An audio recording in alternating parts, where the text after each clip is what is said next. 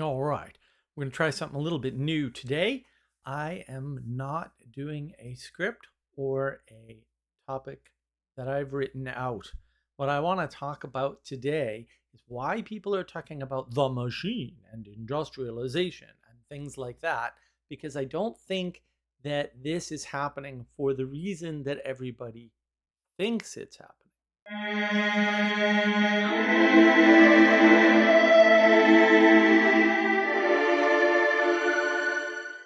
Now, what am I talking about? So we've got guys like Paul Kingsnorth who's talking about the machine.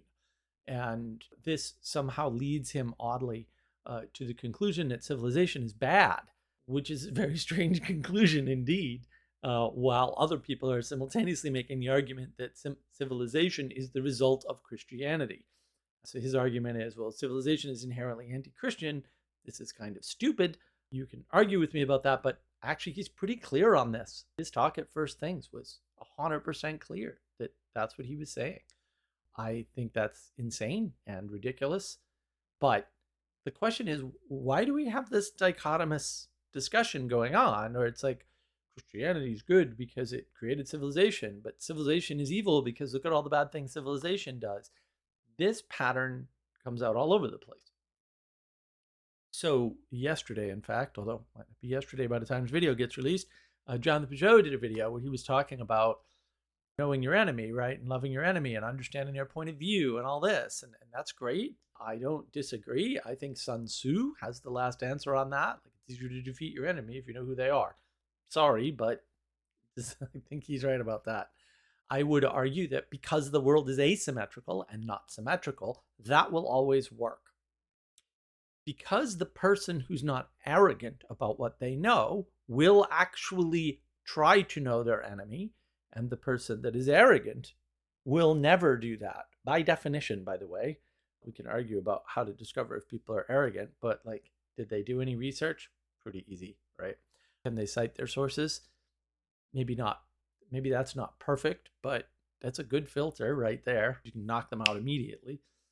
If they cited sources and they're bad sources, or they misinterpreted what the sources said, a little bit more problematic, we'll say.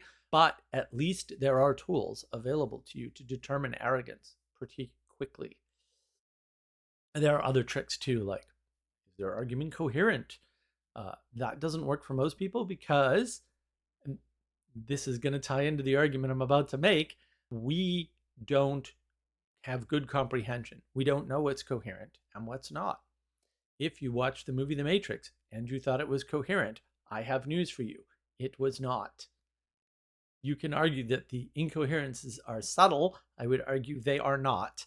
But that is a video for another day. And I will get to the Matrix video. Maybe without Jesse, but I'd rather do it with him because he's very good. And he can do a lot of things that I can't. So why is it that we have this misunderstanding about the world? Well, the equality doctrine is the problem. I think that's born of this idea of symmetry. The world is not symmetrical. I don't know why I have to say this, but the world's not even remotely close to symmetrical at all. There's more matter than antimatter. The physicists are aware of this problem. They can't solve it, of course, because of course they can't, but they are aware that this is the case. Everyone's aware that this is the case. Bad is bad and good is good because they're not equal positions. Otherwise they'd be indiscernible and you couldn't have different words or concepts for them. You have free will because it stands out from other things, like not free will. The things you don't have free will about, you don't notice. Like, technically, this has actually been experimentally proven, by the way, but whatever. If you can't discern it, it doesn't exist. That's the gorilla in the coming through the field of people playing basketball problem, right? You don't discern it because you're not paying attention to it. You're too busy counting, right? So the counting causes your cognitive load to go up, and then your cognitive load is so high that when the gorilla comes into the field and walks across the scene, you don't even see it. That's cognitive overload. When you think the world is symmetrical and equal, or equal and symmetrical, doesn't matter how you get there, they both are the same place at some point, then you don't understand that no, bad is not equal to good.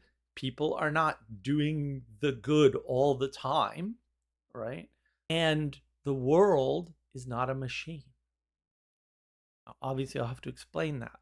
The reason why equality leads to the world is a machine is because if you think things are equal, what ends up happening is you can't discern the goodness of one process from another. You can't get out of the trap of needing a process because rituals are a process, right? So this isn't a spiritual versus material issue or an ethereal versus material issue.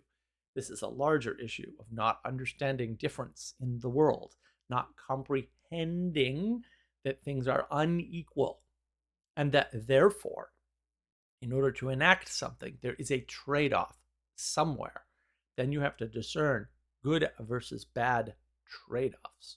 When you understand the world that way, because there are very few circumstances that you can't reduce down to, we have to do away with something to have more of something else.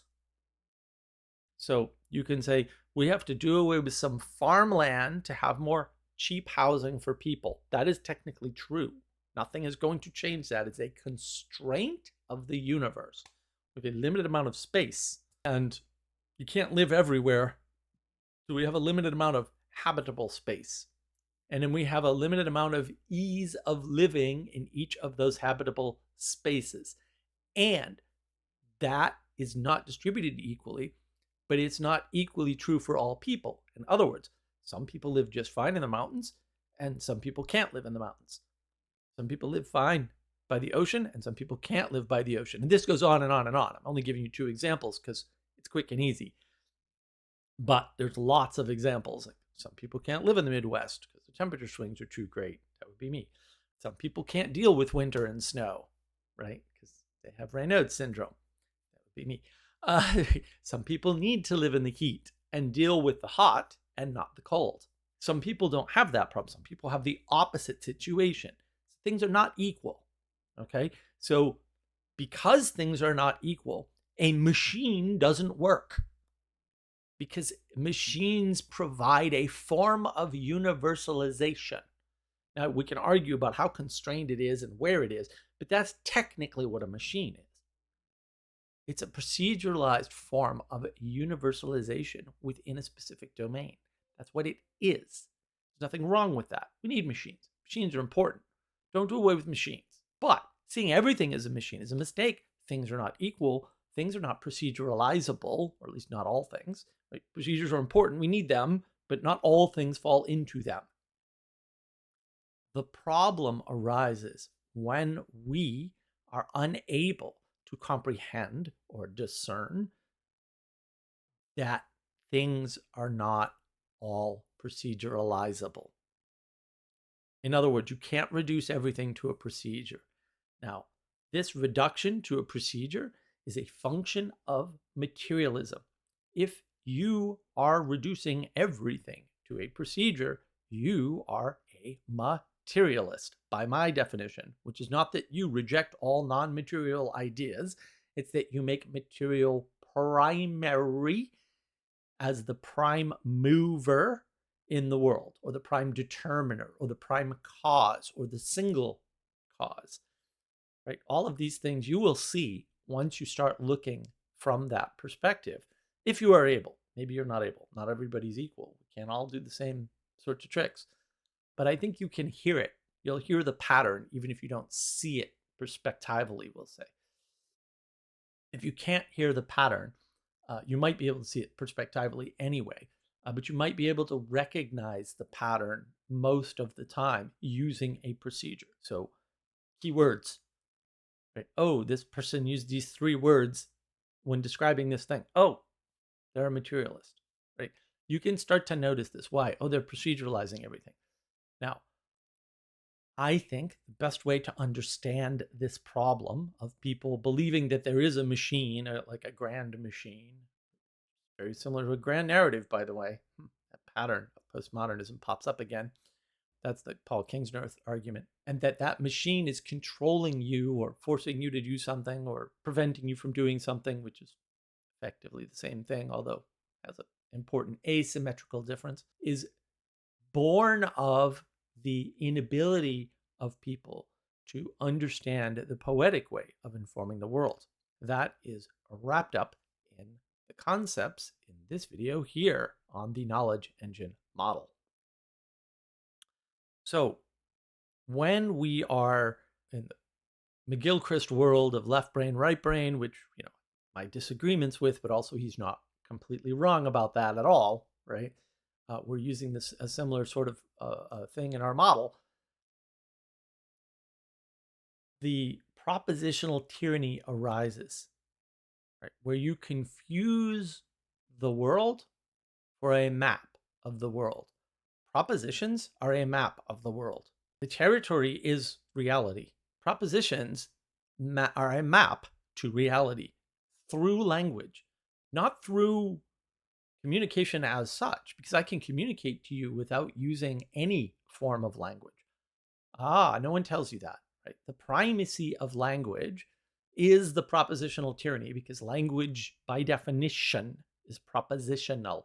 I know they try to expand the definition of language with like body language. Like, yeah, but I understand what they're saying, and I'm not saying don't use body language. It's a valid way to talk, but there are forms of communication that aren't language. They aren't propositional.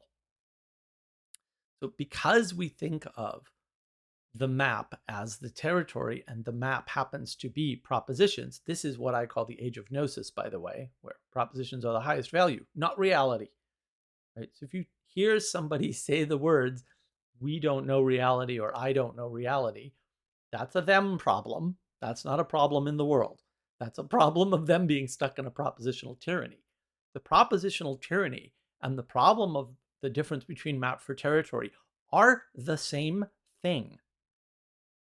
They're the same thing. This is the age of gnosis, where knowledge is just mere propositions. Propositions are a map of reality, so they're broken. You can't map reality with propositions, not very well anyway. I'm not saying you can't communicate reality. You can communicate reality much better if you use things that aren't propositions, would be my claim. Propositions are the inferior form of communication for reality in particular, because propositions don't do a good job of poetically informing you at all.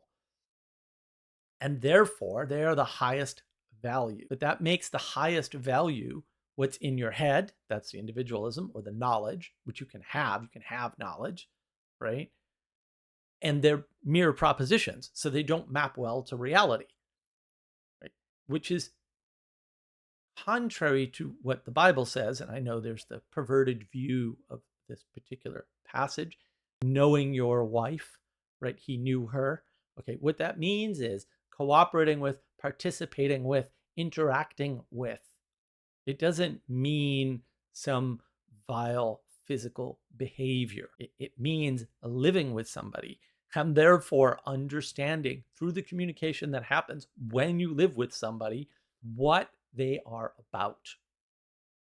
That doesn't happen through long discussions about what's your favorite ice cream. And although that may be interesting and perhaps even important to know, often people can't communicate their favorite things to you. I've always found this question the most bizarre question you could ever ask a person. Not that I haven't asked it, it's just a very bizarre question to ask. If you ask me on any given day what my favorite song is, you're going to get a different answer. Partly because my memory is not fantastic. It may be way above average, but from my perspective, it sucks. But that's not really it. My favorite song depends on my mood. So I don't have a favorite song. It really depends on what I'm thinking about, what context I'm in, where I'm at. So reducing it to propositions in the moment, because propositions are in the moment, another flat world problem, doesn't work very well. But the propositional tyranny leads us to describe the world, reality, the things around us, and the things we want in terms of procedures. And so the propositional tyranny leads to the procedural tyranny. The procedural tyranny gets projected into the culture as the machine. There's a political machine that operates a certain way. And then when that operational way that was described doesn't work, they go, oh, but there was an exception to the operational machine problem. And this thing that wasn't in my procedure originally, or my explanation or my description originally happened. Okay, no, you were wrong. Your procedure was incorrect. You're just wrong.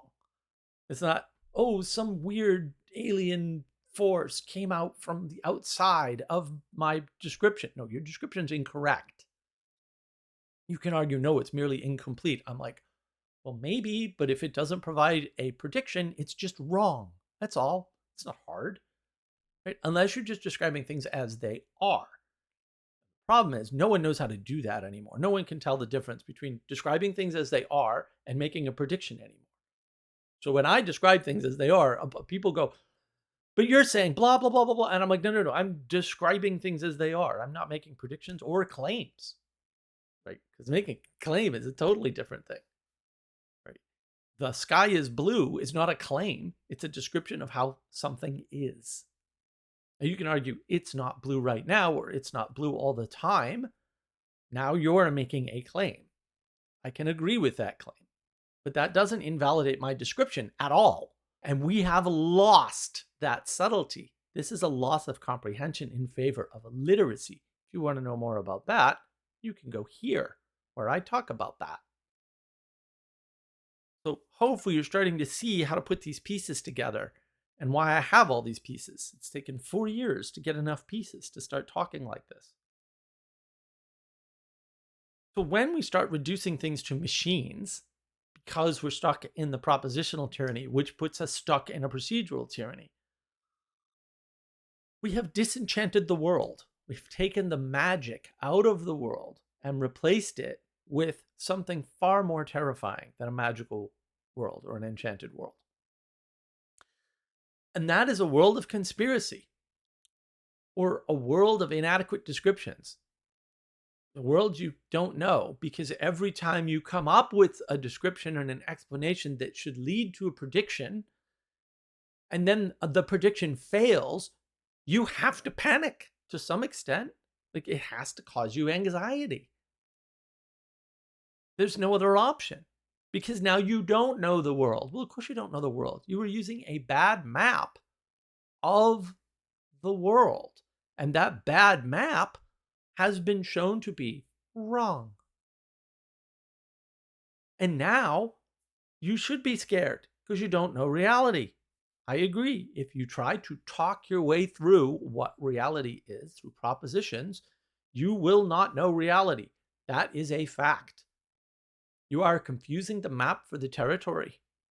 That's not to say that conversations can't be useful, but what's more useful are connections or relationships. You can, if you are clever and if the conditions are correct, right? Usually using something like politeness, you can use propositions to open the door. Usually this is called small talk, by the way. That's how it starts, right?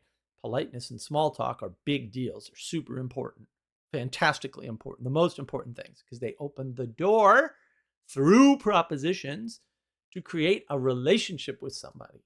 And when you create a relationship with somebody, that is when you have the opportunity to experience relationships as such and their qualities.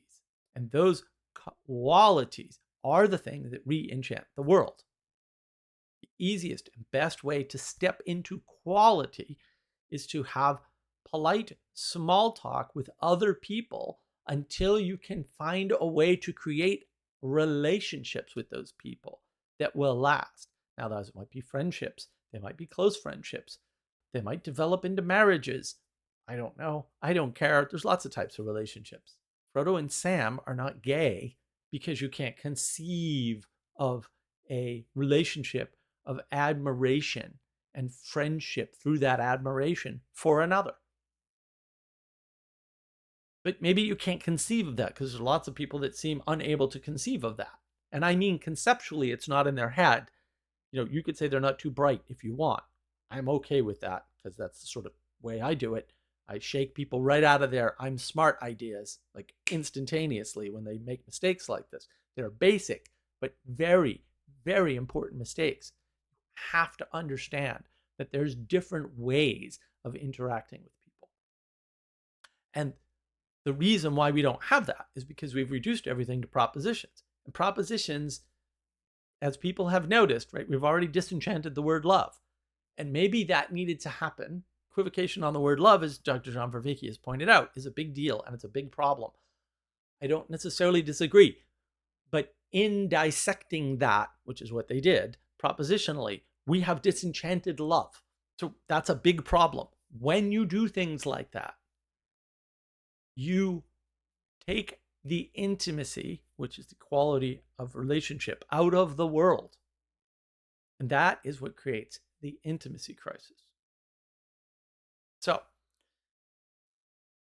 I know this is sort of maybe difficult for most people to get. If you've engaged with the work, if you've been on the Discord server and spoken with really anybody there, then it'll probably be easier for you to understand all that I have laid out.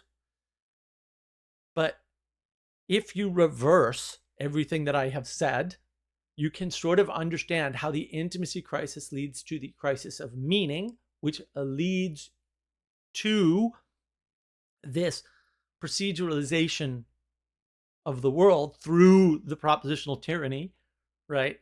That leads us to think that there are just machines everywhere attacking us. Does this sound like a sci-fi theme that you've heard recently or non-stop since the 90s and perhaps a little bit before in media? Or if you're really clever, you probably saw it in the movie Zardoz, which, as it turns out, is probably where I got it all from when I was quite young, in fact, unbeknownst to me. But also, it's in that movie, which is very mysterious, very mysterious. The Problem of AI is in a movie from like 1976. I forget how old it is, from the 70s. AI is in there in the 70s. The idea that the machine can't sustain and proceduralizes everything and destroys the world is there in that movie. So this movie, this theme has been in the movies, it's been in the books, it's been in the comic books for a very long time. There's no surprise that Paul Kingsnorth is coming to it, albeit really late to the party, we'll say. That's not shocking to me at all. But also, a little late to the party, buddy. It's also wrong. There isn't a machine. That isn't happening. You're perceiving the world that way because we've made everybody literate, but we haven't focused on comprehension. And maybe there's a trade-off there. Maybe if you make people too literate, you focus too little on comprehension, and that causes a problem. There is evidence for this, scientific evidence. Look up Dale Farran. I'll try to remember to link that in the description. She talks about the evidence for this. Might be a little hard to see at first, but once you get it, you'll get it. And then you'll see the mess that we're in. This propositional tyranny has led to the procedural tyranny, and it is destroying intimacy, which keeps us from being able to co-manifest meaning in the world. Now, I hope that was clear. If it's not clear, put it in the comments by all means, and I'll try to do more videos that tie these concepts together so you can sort of understand the boiling water that we're all frogs in. Yes, I know that's not real. I've talked about that before, but also there is a truth to it, even though it is not technically accurate. And the more engagement I get, the better able I will be, at least in theory, to explain these concepts and get the ball rolling towards fixing this. The Jordan Peterson book club was one. You can see that here, the whole playlist for it. I've done other book clubs like the Republic Book Club, which is on the Texas Wisdom Community YouTube page. And there's a Moby Dick book club on Eric Seitz page, YouTube channel rather. And so engaging with these things can help, I think. And my book will come out in September here on Navigating Wisdom Community. That will help. But we need more people working on this stuff and more help. So that's why I need more engagement on the channel. If if you can tell your friends, tell your family, whatever. And look, thank you very much for your time and attention.